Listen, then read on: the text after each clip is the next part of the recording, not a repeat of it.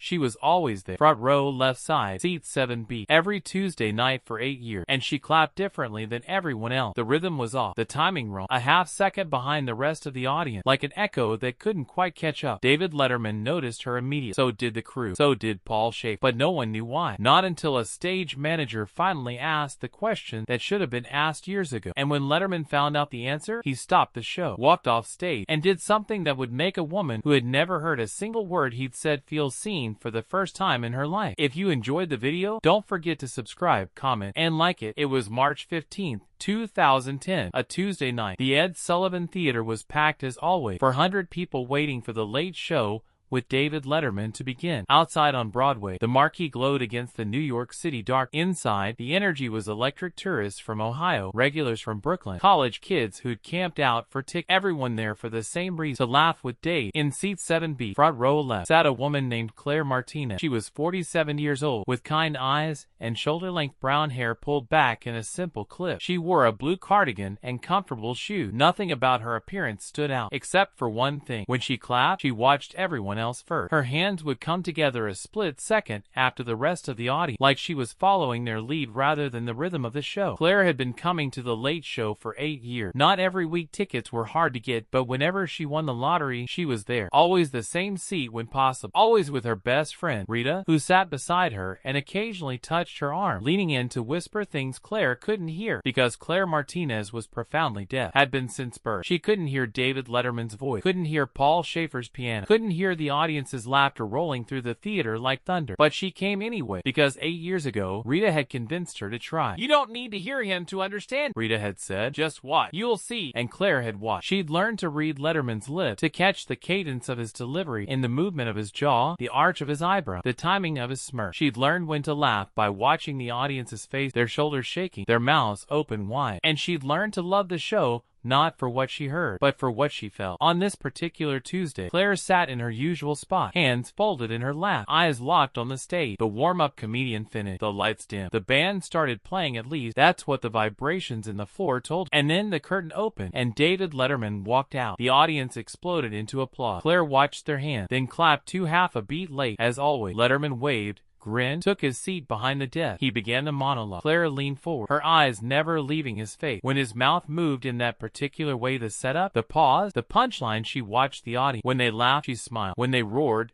she clapped. Backstage, near camera 2, a young stage manager named Marcus stood with his clip. He'd been working the Late Show for 3 months. He was still learning the rhythm, the quirk, the unspoken rule. And tonight, for the first time, he noticed something strange. There was a woman in the front row who clapped out of sync every single time. It wasn't malicious. It wasn't disruptive. It was just off. During the first commercial break, Marcus approached the head stage manager, a veteran named Diane Reed. "Hey, Diane, front row, seat 7B. She's clapping late every time. Should I say something?" Diane glanced toward Claire, then back at Marcus. "That's Claire. She's deaf. Been coming here for years. Leave her alone." Marcus blinked. "Wait, she's deaf? And she comes to a comedy show?" Diane smiled. "Every chance she gets. Now get back to your post." Marcus couldn't stop thinking about it. A deaf woman at a comedy show. Why? How? What was she getting out of it? During the second commercial break, he approached Rita, who was sitting beside Claire. "Excuse me, ma'am. I don't mean to intrude, but your friend, is she?" Rita nodded. "Deaf, yes, since birth." Marcus hesitated. "Can I ask why she come?" Rita's face soft. "Because she loves him. She reads his lips, watches the audience, feels the energy. She says Letterman makes her feel like she's part of something, like she's not missing out." Marcus felt something tighten in his chest. After the show ended and the audience filed out, he found Diane again. "I think Dave should know about it." Diane raised an eyebrow. "Why?" Marcus struggled to put it into words. "Because, I don't know, it feels important." The next day, Marcus typed up a short message and slipped it into the stack of notes the producers reviewed before each tape. It read, "There's a woman who's been attending the show for 8 years. She's deaf. She reads your lips and watch audience to know when to laugh. She says you make her feel included. Thought you'd want to know." Marcus. 3 days later, on Friday, March 19, during the pre-show production meeting, a producer named Jill brought up the note. She read it aloud to the room. Letterman, sitting at the head of the table with a cup of coffee, set it down slowly. "She's been coming for 8 years? Jill nodded. "According to Marcus, yes. Same seat when she can get it. Reads your lip. Never misses a beat." Dave was quiet for a long moment. Then he said, "I want to meet her. Next time she's here, let me know." 2 weeks passed. On April 6, Claire's ticket lottery came through again. She and Rita arrived at the theater, giddy as always. They took their seats 7B and 7C. The show began. Monologue, sketches, guest interview, everything normal. But midway through the show, during a commercial break, Marcus appeared at the end of the row. He leaned down toward Rita. "Excuse me, Mr. Letterman would like to speak with your friend after the show. Would that be okay?" Rita's eyes went wide. She tapped Claire's shoulder, signed rapidly. Claire's face flushed with confusion, then disbelief. She signed back. Rita nodded vigorously. Claire looked toward the stage, where Letterman sat reviewing his notes, oblivious. She covered her mouth with both hands. The show ended. The audience filed out, but Claire and Rita stayed seated. Marcus gestured for them to follow. They walked backstage, through narrow hallways lined with photos of guests and memories. And then, they entered Letterman's dressing room. Dave stood when they entered. He smiled, not the TV smile, but something gentler. "Hi, I'm Dave," Rita interpreted, signing quickly. Claire signed back, her hands trembling. Rita spoke aloud. "She says she knows who you are. She's been watching you for 8 years. Dave's smile faltered, replaced by something deep. I heard you read my lips. That you watch the audience to know when to laugh." Claire nodded, tears already forming. Dave pulled out a chair. "Sit, please. I want to ask you something." They sat. Dave leaned forward, elbows on his knee. Why come to a show you can't hear?" What Claire said next through Rita's voice would stop David Letterman cold. And in 60 seconds, he'd make a decision that would break every rule of the Late Show. But for the first time in his career, he wouldn't care. Rita signed to Claire, then translated her response. She says, "Laughter isn't something you hear. It's something you feel." She can feel it in the room, in the way people's shoulders shake, in the vibrations of the floor when everyone erupts at once. She says watching you is like watching a conductor. You don't need to hear the music to see the beauty of what you create. Dave's throat tightened. He looked down at his hand. "I've been doing this for 28 years, thousands of shows, and I never thought about it that way." He looked back at Claire. "Do you enjoy it? Honestly?" Claire signed. Rita translated. She says it's the best part of her week. She says you make her feel like she's not on the outside, like she belongs. Dave stood abruptly, walked to the window, and stared out at the New York skyline. He was quiet for a long moment. Then he turned back. "Tomorrow night, I want you here. Same seat. But this time, I want to do something. Would that be okay?" Claire signed, friend. Rita laughed, her own eyes wet. She says yes, 1,000 times yes. Dave smiled. "Good. Don't tell anyone. This is just between us." The next night, April 7th, 2010, Claire and Rita arrived at the theater. Claire's hands wouldn't stop shaking. Rita kept squeezing them, trying to calm her. They took their seat. The show began normal. Monologue, jokes about the president, jokes about the weather. The audience laughed. Claire watched, smiled, clapped half a beat late, as always. But halfway through the monologue, Letterman stopped. He set down his cue card. He looked directly at seat 7B. "Ladies and gentlemen, I need to tell you something." The audience quieted. Letterman's voice was different, soft, more serious. "There's a woman sitting right here in the front row. Her name is Claire. She's been coming to this show for 8 years, and she's profoundly deaf." The audience gasped. All heads turned toward Claire. She froze, her face flushing red. Rita grabbed her hand. Letterman continued, "She can't hear a single word I'm saying right now, but she reads my lips. She watches, and she laughs when you laugh, because she says laughter isn't something you hear, it's something you feel." The theater was completely silent. Letterman stepped out from behind his desk. "Claire, would you stand up for me?" Rita signed. Claire hesitated, then slowly rose to her feet. The audience began to applaud, not the usual enthusiastic clap, but something slower, deeper, reverent. Letterman walked down the 3 steps from the stage and stood directly in front of her. He looked her in the eye. "Thank you," he said, speaking slowly so she could read his lips. "Thank you for coming. Thank you for making me realize what this show really is. It's not about jokes. It's about connect." Claire's tears spilled over. Letterman reached out and took both her hands. He spoke again, careful, deliberate. "You taught me something. You don't need sound to feel seen. You just need someone to pay attention." And then David Letterman did something no one expected. He turned to Paul Schaefer. "Paul, can you play something for me?" Paul nodded, positioned his hands on the piano. Something soft, something she can feel. Paul began to play. A slow, gentle melody. The vibrations traveled through the floor, through the seat, into Claire's bones. She felt it. Her eyes widened. She looked at Rita, who was crying now too. Letterman still held her hand. "Can you feel that?" he asked. She nodded. "Good," he said, "because that's what you've given for 8 years. The feeling that someone's really listened, even when they can't hear." What happened next wasn't planned, wasn't rehearsed, wasn't approved by producers, but it would become the most shared moment of Letterman's career. Because sometimes breaking the rules is the most human thing you can do. Letterman gestured to the audience. "How many of you know sign language?" A few hands went up, maybe 10, maybe 12. "Come down here." All of them. They hesitated, then stood, made their way down the aisle. Letterman positioned them around Claire. "I want to try something. Claire, I'm going to tell a joke, and I want them to sign it for you in real time. Would that be okay?" Claire's face crumpled with emotion. She nodded. Letterman returned to the stage, grabbed a cue card. "All right, here we go." He cleared his throat. "Why don't scientists trust atoms? Adam. He paused. The audience held its breath. The signer's hands flew. Because they make up everything. The audience groaned, laughed. Claire watched the signer, and then her face lit up. She laughed, a real, full, joyous laugh. The audience erupted, not because the joke was funny, but because they just watched a woman experience a Letterman punchline in real time for the first time in 8 years. Letterman beamed. Did you get it? Claire sighed. One of the interpreters spoke aloud. She says yes. She says it's terrible, but she loved it. The theater exploded with laughter and applause. Letterman laughed too, that genuine gap-toothed smile. For the next 15 minutes, the Late Show became something unprecedented. Letterman told jokes. The volunteer signers translated. Claire laughed. The audience laughed with. It wasn't smooth. It wasn't polished, but it was real, and it was beautiful. At one point, Claire signed something to Rita. Rita translated for the room. She wants to say thank you. She says she's spent her whole life feeling like she's watching the world through a window. But tonight, someone opened the door. Letterman had to turn away. His shoulders shook. Paul Schaefer played soft chord, giving him a moment. When Dave turned back, his eyes were red. No, Claire. Thank you. Reminded me why I do this. As the show drew to a close, David Letterman made a promise. One he would keep in private for the next 5 years. And when the truth finally came out, it would reveal the kind of man he really was. After the taping, Letterman asked Claire and Rita to stay. They sat in his dressing room again. Dave pulled out a piece of paper and wrote something down. He handed it to Rita. Give her this and tell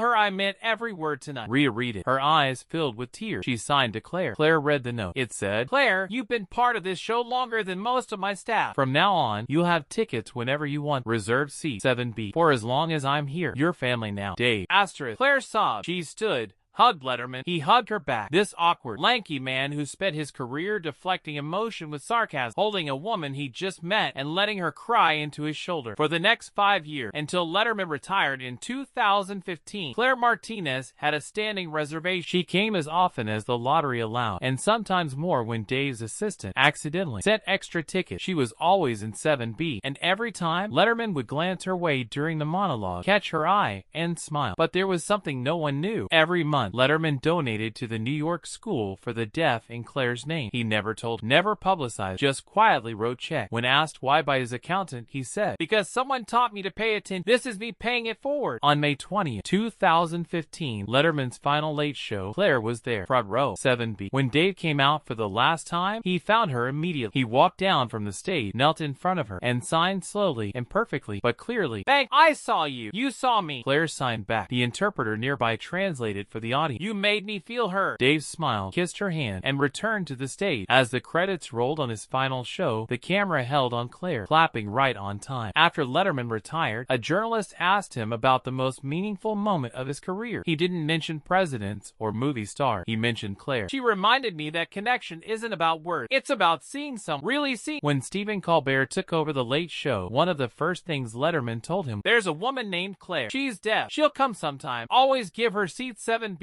And always acknowledge she's what this show is really about. Colbert kept the promise. Claire still attends less frequently now, but when she does, 7B is her. And Colbert always finds a moment to wave, to smile, to make sure she knows she's seen. The volunteer signers from that night in 2010, 3 of them now work as permanent ASL interpreters for the theater district. They cite that Late Show taping as the reason they pursued it professionally. And the video of that night, it was never officially released by CBS, but someone in the audience recorded it on their phone. It was uploaded to YouTube. It's been viewed 47 million times. The comments are full of people saying the same thing. This is what humanity looks like. Claire Martinez is 61 now. She still lives in New York. She still goes to comedy shows when she can, and she still keeps the note Letterman wrote her framed on her living room wall. In 2019, a college student doing a thesis on media accessibility interviewed, what did that night mean to you? The student asked through an interpreter. Claire thought for a long time. Then she signed. It meant I existed, not as someone broke, not as someone to pity, but as someone who belonged. Dave didn't fix, he didn't try, he just made space for me. And that's all anyone really wants, to know there's space for them in the world. That's not television. That's great. That's what happens when you stop performing and start seeing. When you realize the person in front of you isn't an audience, they're a human being who wants to be known. David Letterman spent decades making people laugh, but on April 7th,